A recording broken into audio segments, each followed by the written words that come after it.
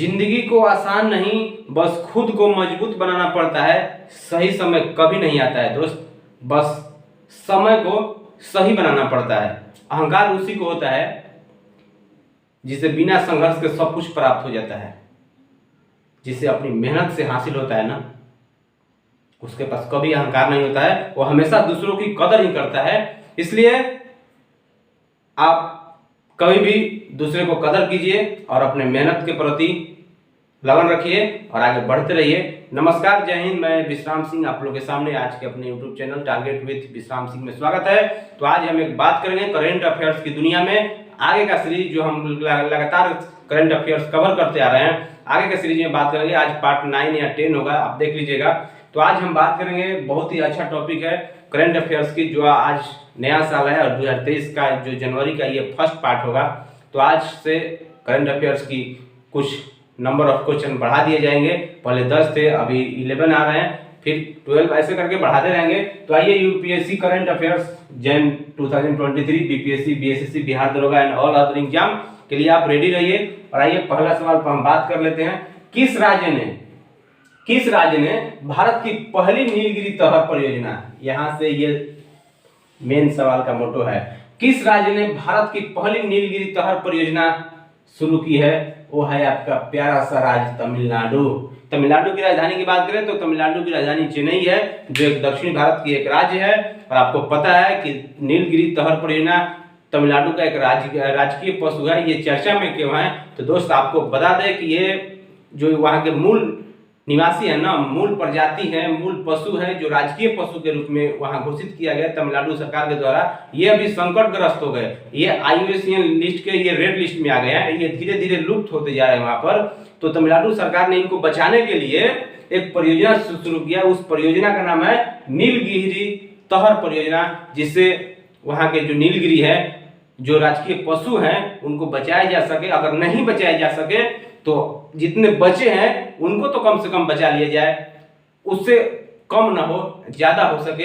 इसके लिए तमिलनाडु सरकार ने नीलगिरी तहर परियोजना शुरू की है। और आपको बता दें कि हमारे भारत के वन्य जीव संरक्षण अधिनियम का जो 1972 के जो एक्ट है, वो अनुसूची 1 में इनको संरक्षित किया गया है। इनको आप मार नहीं सकते हैं, इनका शिकार नहीं कर सकते। अगर शिकार करते हैं तो आप एक अपराध की श्रेणी में आ जाएंगे। और आगे और बता दें दोस्त कि तमिलनाडु सरकार ने एक बजट के रूप में बहुत बड़ा अमाउंट 25.14 करोड़ इनको बचाने के लिए 5 साल के लिए पहल परियोजना लेकर आई है, जिनसे इस प्रजाति को संरक्षण मिल सके और तमिलनाडु सरकार इसको बचा सके और राजकीय पशु बना रहे। इसके लिए तहर परियोजना है, आप इसको याद रखिए। और तमिलनाडु की बात आई है तो तमिलनाडु को हम बता दें कि तमिलनाडु को जो CM है, चीफ मिनिस्टर है, MK स्टालिन, आपको याद होना चाहिए। और एक बात और कि भारत का एक पहला ऐसा राज्य है तमिलनाडु, भारत का पहला ऐसा राज्य है जो वहाँ के सरकारी स्कूल में फ्री में ब्रेकफास्ट दिए जाते हैं। ये भारत का पहला ऐसा राज्य है। हर राज्य को उससे कुछ सीख लेना चाहिए तमिलनाडु से। तो आइए दूसरा हम बता दें। दूसरा सवाल, दिसंबर 2022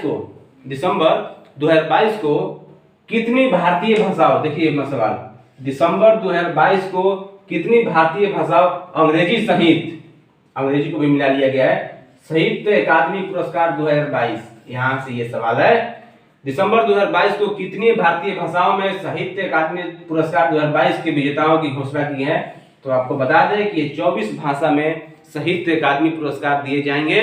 2022 के विजेता हैं 24 भाषाओं कौन कौन है? आपको बता दें दोस्त कि भारत के संविधान में, हमारे भारत में जो 22 भाषाएं हैं ना, जो 8वीं अनुसूची में 22 भाषाओं का वर्णन किया गया है। 22 भाषा तो आप वो ले लो और 2 भाषा और ले सकते हैं। 22 + 2, 2 भाषा कौन है? तो एक है इंग्लिश, अंग्रेजी जिसको बोलते हैं आप, और दूसरा है राजस्थानी।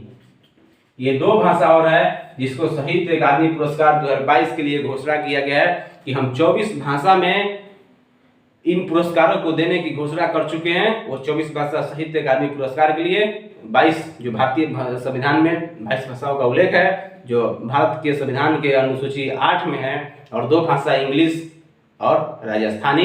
तो ये 24 भाषा है। 24 भाषा कौन कौन है आपको याद होगा।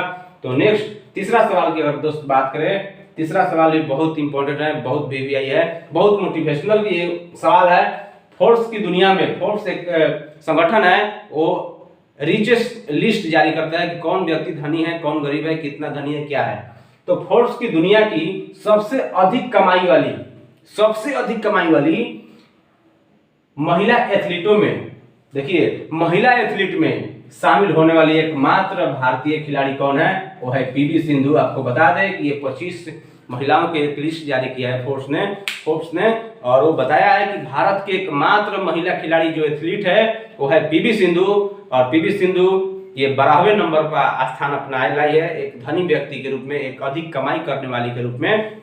आपको बता दें कि इसमें टोटल 25 महिलाएं थी। 25 महिला के लिस्ट में जो टॉप पे है नाओमी ओसाका, ये सबसे ज्यादा धनी है, नाओमी ओसाका, आपका नाम सुनोगे। और अपना भारत के जो है ये है 12वें नंबर पर, जिसका नाम है पीवी सिंधु। और पीवी सिंधु किस खेल से संबंधित है, तो दोस्त आपको बता दें कि ये बैडमिंटन स्टार है। ये पीवी सिंधु बैडमिंटन स्टार है, आपको पता होगा। आपको और बता दें कि लगातार तीसरे बार नाओमी जो ओसाका है, ये लगातार तीसरे बार अपनी जगह बनाई है टॉप पर रहने का, और टॉप पर आज भी है, कल भी थी, उससे पहले भी थी, और आज भी है। ये लगातार 3 साल से टॉप पर रही है नाओमी ओसाका। और बता दें कि पीवी सिंधु की अगर बात करें तो पीवी सिंधु एक बैडमिंटन खिलाड़ी है। और आगे बता दें कि ये कॉमनवेल्थ गेम जो अभी हुआ था, कॉमनवेल्थ गेम में ये पीवी सिंधु ने गोल्ड लेकर आई थी, इसलिए चर्चे में थी। और पीवी सिंधु तो ऐसे भी चर्चे में रहती है क्योंकि बैडमिंटन स्टार है। तो आप समझ चुके होंगे कि 25 महिलाओं की लिस्ट में ये 12वें नंबर पर आई है हमारे भारत से। और आइए चौथा सवाल दोस्त, चौथा सवाल में आपको बता दें कि हाल ही में किस आईआईटी के शोधकर्ताओं ने एक कृत्रिम हृदय विकसित किया है। देखिए ऐसा जमाना आ गया कि हमारे आईआईटी के जो वैज्ञानिक हैं, जो शोधकर्ता हैं, अब कृत्रिम हृदय बना रहे हैं। कृत्रिम हृदय मतलब क्या, बने बनाया हुआ दिल। अब दिल को बनाया जा रहा है, हार्ट को बनाया जा रहा है। क्यों बनाया जा रहा है, आप देखे होंगे अभी चर्चा में है कि बहुत सारे लोग जिम करते हुए मर जा रहे हैं, कोई नाचते हुए मर जा रहा है, कोई कुछ करते हुए मर जा रहा है, कोई रोड पर चलते हुए हार्ट अटैक आ जा रहा है, कोई कुछ। इससे निपटने के लिए, दिल की बीमारी से निपटने के लिए, दिल की समस्याओं से निपटने के लिए एक हमारे वैज्ञानिक ने ये कृत्रिम हृदय बना डाला है। और कृत्रिम हृदय आने वाले 2 साल में पुरुषों में या महिलाओं में, इंसानों में ये कृत्रिम हृदय को लगाया जा सकता है, ट्रांसप्लांटेशन किया जा सकता है। इसलिए आपको दिल की बीमारियों से समस्या मिल जाएगी। अभी आपको बता दें कि अभी ये ट्रायल चल रहा है, और ट्रायल होने के बाद में ये आने वाले 2 साल में, अगले 2 साल में इंसान में ट्रांसप्लांटेशन किया जा सकता है और मरीजों की परेशानी को कम किया जा सकता है। आपको बता दें कि हमारे भारत में 80% उपकरण और इम्प्लांट विदेशों से आयात किया जाता है। 80%, आप समझ सकते हैं। तो हमारे आईआईटी कानपुर ने ऐसा कमाल करके दिखाया है, जो कृत्रिम हृदय बना डाला है। तो ये बहुत इंपॉर्टेंट है हमारे भारत के लिए और हमारे देश के लिए, हमारे नागरिकों के लिए। तो आप इसको बात समझ चुके होंगे दोस्तों, बहुत VVI क्वेश्चन, आप इसको याद रखिएगा। नेक्स्ट सवाल दोस्त, 5 नंबर हम बात करें कि ब्राजील के 39वें राष्ट्रपति, इससे पहले 38 राष्ट्रपति वहां पर बन चुके होंगे, तभी ये 39वें राष्ट्रपति के रूप में किसने शपथ ली। तो दोस्त आपको बता दें कि ये 39वें राष्ट्रपति कौन है, लूला डी सिल्वा वहां के 39वें राष्ट्रपति पद की शपथ ली। और लूला डी सिल्वा कम से कम 60.3 मिलियन वोट इनको मिले हैं, 60.3 मिलियन वोट लीला डी सिल्वा को मिला है। और आपको बता दें कि परसेंटेज ग्रुप में कितना होता है, तो 50.9% इनको वोट मिले हैं। जबकि तत्कालीन राष्ट्रपति, वहां के जो पहले राष्ट्रपति थे, तत्कालीन राष्ट्रपति जायर बोल्सोनारो, इनको 58.2 मिलियन वोट मिले हैं। और परसेंटेज की बात करें तो 49.1% इनको वोट मिले हैं। और लीला डी सिल्वा की बात करें तो ये 2 बार पहले राष्ट्रपति रह चुके हैं, 2003 से 2010 के बीच, और ये तीसरी बार 1 जनवरी 2023 से शपथ लिए हैं और ब्राजील के ये राष्ट्रपति बन चुके हैं। इसको आप याद रखिएगा दोस्त। और ब्राजील की बात करें तो ये साउथ अमेरिका का सबसे बड़ा देश है ब्राजील। वहाँ के अधिकतर देशों, 2 देश छोड़कर बाकी जितने भी देश हैं इनके साथ बॉर्डर सीमा करते हैं, बॉर्डर शेयर करते हैं, ये है ब्राजील। और ब्राजील साउथ अमेरिका का सबसे बड़ा देश माना जाता है, ये ब्राजील, आप समझ चुके होंगे। नेक्स्ट सवाल पर दोस्त बात करते हैं, 6 नंबर सवाल। और 6 नंबर सवाल बहुत गर्दा लायक है। हाल ही में भारत के 78वें ग्रैंड मास्टर कौन बने हैं? देखिए दोस्त, 78वें ग्रैंड मास्टर शतरंज में मास्टर माइंड। इससे पहले 77 ग्रैंड मास्टर बन चुके होंगे, उनके हम नाम जानेंगे। और भारत के सबसे पहले ग्रैंड मास्टर कौन है उसका भी नाम जानने की कोशिश करेंगे, क्योंकि सवाल कहीं से भी पूछा जा सकता है, बस हमको आंसर देने के लिए इंतजार है। तो आइए 78वें ग्रैंड मास्टर की बात करें तो कौस्तुभ चटर्जी जी हैं। चटर्जी जी जैसे आए तो इनके टाइटल से आप समझ चुके हैं कि ये बंगाल से बिलोंग करते होंगे। ये कलकत्ता के रहने वाले हैं। कौस्तुभ चटर्जी ये कलकत्ता के रहने वाले हैं। और इनकी उम्र कितना है जानते हैं? कितना है? कौस्तुभ चटर्जी का उम्र कितना है? बहुत बच्चे हैं, 17 साल 18 साल के ये सब बच्चे हैं। और आपको बता दें कौस्तुभ चटर्जी ये बंगाल के रहने वाले हैं। अगर बंगाल की बात करें तो ये पश्चिम बंगाल के ये 10वें नंबर के ग्रैंड मास्टर बने हुए हैं। और भारत के पहले ग्रैंड मास्टर की बात करें दोस्त तो विश्वनाथन आनंद ये भारत के पहले ग्रैंड मास्टर थे। ये आपको याद रखना है, विश्वनाथन आनंद ये भारत के पहले ग्रैंड मास्टर थे।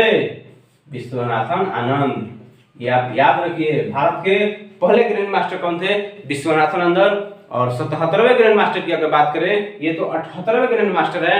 अगर 77वें ग्रैंड मास्टर की बात करें तो आदित्य मित्तल, 16 वर्ष के आदित्य मित्तल 77वें नंबर के ग्रैंड मास्टर थे। और ये 78 नंबर के, जब 79वें नंबर के आएंगे तो फिर हम सवाल लेके आएंगे। तब तक आप इसको एग्जाम के लिए याद रखिए और शतरंज में आप भी मुकाम हासिल कीजिए। किसी भी क्षेत्र में अपने लक्ष्य को, अपने सफलता को उस ऊंचाई को ले जाइए कि वहां से देखने पर लगे कि पूरा दुनिया कीड़ा है, मकोड़ा है। ऐसा आप दिमाग में रखिए। और आइए नेक्स्ट सवाल बात करते हैं दोस्त 7 नंबर। और 7 नंबर हम बात करते हैं कि हाल ही में भारतीय राष्ट्रीय राजमार्ग प्राधिकरण, आपको बता दें NHAI जिसको बोलते हैं, national highway authority of India, भारतीय राष्ट्रीय राजमार्ग प्राधिकरण के अध्यक्ष के रूप में किसे नियुक्त किया गया है? दोस्त आपको बता दें कि national highway authority of India के जो अध्यक्ष हैं वो कौन है? तो दोस्त आप यहाँ पर देख लीजिए, संतोष कुमार यादव ये NHAI के अध्यक्ष बनाए गए हैं। और ये अध्यक्ष संतोष कुमार यादव को बनाया गया है, जो यूपी कैडर के 1995 बैच के IAS अफसर हैं। और NHAI की बात करें दोस्त तो इसकी स्थापना की अगर बात करें NHAI तो स्थापना की दोस्त बात करें तो स्थापना इसकी 1995 में हुआ था। ये आप याद रखिए, 1995, हेडक्वार्टर दिल्ली। और NHAI का पहली महिला अध्यक्ष की बात करें तो अलका उपाध्याय ये पहला महिला अध्यक्ष थी NHAI का। और national highway authority of India इसकी फुल फॉर्म होता है। तो ये चीज आपको हमेशा याद रखना है। और नेक्स्ट सवाल दोस्त बात करते हैं कि हाल ही में 9 नंबर सवाल नहीं 8 नंबर सॉरी 8 नंबर, हाल ही में भारत ने किस देश को मांगदेछू हाइड्रो पावर प्रोजेक्ट, ये याद रखिए बहुत महत्वपूर्ण है दोस्त, याद रखिए प्लीज। मांगदेछू हाइड्रो पावर प्रोजेक्ट सौंपा है, वो हमारा प्यारा सा देश है, वो है भूटान। भूटान को हमारा देश भारत ने मांगदेछू हाइड्रो पावर प्रोजेक्ट सौंपा है। और आपको बता दें कि भारत की सहायता से भूटान में 4 हाइड्रो पावर प्रोजेक्ट को बनाया जा चुका है, जिससे वहां पर बिजली की आपूर्ति एकदम सफिशिएंट लेवल तक हो जाए, जो भूटान के लोगों को बिजली की कमी ना हो। और मांगदेछू हाइड्रो पावर प्रोजेक्ट से 720 मेगावाट बिजली उत्पादन की जाएगी। और ये 27 दिसंबर को सौंप दिया है। अगर आपको बता दें इसके शिलान्यास की तो 2019 से प्रधानमंत्री नरेंद्र मोदी जी ने भूटान के ट्रोंगसा जिला के मांगदेछू नदी पर इस हाइड्रो पावर प्रोजेक्ट को बनाया जा रहा था। और ये बनकर 27 दिसंबर 2022 को ये रेडी हो गया और भूटान को सौंप दिया गया। तो भारत एक ऐसा देश है जो अपने जितने भी पड़ोसी देश है ना, सबकी हेल्प करता है। चाहे पड़ोसी धोखा कर दे या कुछ भी कर दे, भारत के खून में बसा है कि हम दूसरे को हेल्प करना है। और भारत अपने सहायता से भूटान में 4 पावर प्रोजेक्ट को चालू कर चुका है। और इससे भूटान के जो विद्युत उत्पादन है उसमें 44% की वृद्धि हो गई है। आप देख सकते हैं 44% की वृद्धि हुई है हमारे भूटान में। और भूटान एक पड़ोसी देश है, आपको इसको याद रखना है दोस्त। और नेक्स्ट सवाल बात करते हैं हम 9 नंबर। तो 9 नंबर भी बहुत VVI क्वेश्चन है। आइए, भारत का दूसरा सबसे लंबा देखिए, यानी पहला भी लंबा होगा, हाँ आप सही सोचे हैं। भारत का दूसरा सबसे लंबा केबल स्थित 8 लेन वाला जुआरी ब्रिज 8 लेन का ये ब्रिज है और ये किस राज्य में स्थित है? तो एक प्यारा सा अपना स्टेट है, ये है गोवा, और गोवा का राजधानी पणजी। यहाँ का चीफ मिनिस्टर कौन है आपको पता होना चाहिए, सावंत साहब है, सावंत जी हैं यहाँ का गोवा का चीफ मिनिस्टर। और आपको बता दें कि गोवा में 2 ही जिले हैं, एक नॉर्थ गोवा और एक साउथ गोवा, एक उत्तरी गोवा एक दक्षिणी गोवा। और दोस्त आपको बता दें कि ये केबल ब्रिज है, जिससे आपको पता है कि भारत का सबसे पहला केबल ब्रिज तो ये गुजरात में पड़ता है और दूसरा केबल ब्रिज ये गोवा में पड़ता है। इसकी उद्घाटन केंद्रीय सड़क परिवहन मंत्री जो राज्य मंत्री हैं नितिन गडकरी जी, जिनको एक डेवलपमेंट मंत्री माना जाता है रोड के मामले में, वो आए थे और इसकी उद्घाटन किए नितिन गडकरी जी। 8 लेन इसके संचालन और प्रबंधन के लिए आपको बता दें कि पीडब्ल्यूडी गोवा ऐप लॉन्च किया गया है। इनके मैनेजमेंट संचालन के लिए कुछ भी इस लेन से संबंधित हो उस ऐप के थ्रू इसकी प्रबंधन किया जाएगा, मैनेजमेंट किया जाएगा, जिस ऐप का नाम है पीडब्ल्यूडी गोवा ऐप। ये आपको समझना है। और यहाँ का जो चीफ मिनिस्टर है सावंत। और आपको एक चीज बता दें, इनके निर्माण में आपको पता होगा कि कितने मजदूर की मौत हो चुकी होगी, इसलिए कि बहुत लंबा ब्रिज है दोस्त। मैंने खुद वहां से जाकर देखा है, वहां पर मैं खुद ट्रेवल किया हूं, इसलिए मैं आपको नजदीकी से देखा हूं, नजदीकी से बता रहा हूं। यहाँ पर जितने मजदूर मरे हैं ना, जितने मजदूर मरे हैं उन मजदूरों को यहाँ के सरकार ने, यहाँ के चीफ मिनिस्टर ने 2-2 लाख रुपया का मुआवजा दिया है। और आपको बता दें कि गोवा में, तो गोवा के अगर लोकसभा की बात करें तो दोस्त गोवा लोकसभा में 2 सीट पड़ता है और राज्यसभा के लिए 1 सीट और विधानसभा के लिए 40 सीट है। ये चीज आपको अब धीरे धीरे याद रखिए। अब धीरे धीरे हम लेकर आएंगे किस राज्य में कितना लोकसभा सीट है और कितना राज्यसभा सीट है, कितना विधानसभा है, कहाँ विधान परिषद है, सब पर बात करने की कोशिश करेंगे। तो गोवा आया है तो गोवा में लोकसभा का 2 सीट, राज्यसभा का 1 सीट और विधानसभा का 40 सीट है। यहाँ पर विधान परिषद नहीं है। और गोवा आया है तो यहाँ से करंट याद कीजिए कि भारत के पहला ऐसा राज्य है जहाँ पर रेबीज मुक्त गोवा है, और पहला ऐसा रेबीज मुक्त राज्य कौन है? गोवा है। ये चीज आप याद रखिए। और आइए नेक्स्ट 10 नंबर दोस्त बात करें कि हाल ही में बिहार का स्टेट आइकॉन किसे नियुक्त किया गया? स्टेट आइकॉन तो आपके दिलों पर राज करने वाली एक है मैथिली ठाकुर, जो लोक गायिका है, जो एक छोटी सी बच्ची है। ये अपने गानों के माध्यम से, गीतों के माध्यम से लोगों के दिलों पर राज करती है। ये भारत के वर्ल्ड में राज कर रही है। और ये है मैथिली ठाकुर, जो बिहार के एक स्टेट आइकन के रूप में इसको नियुक्त किया गया है। अगर बिहार को देखना है तो मैथिली ठाकुर को देखिए, अगर बिहार को पढ़ना है तो मैथिली ठाकुर को पढ़िए। That is called state icon. और स्टेट आइकन एक यूनिक चीज है। यह है मैथिली ठाकुर, जो कम एज में, कम उम्र में अपने कलाकार के माध्यम से, कलाकारी के माध्यम से लोगों को दिलों पर राज कर रही है, वो है मैथिली ठाकुर। इस चीज को आप याद रखिए।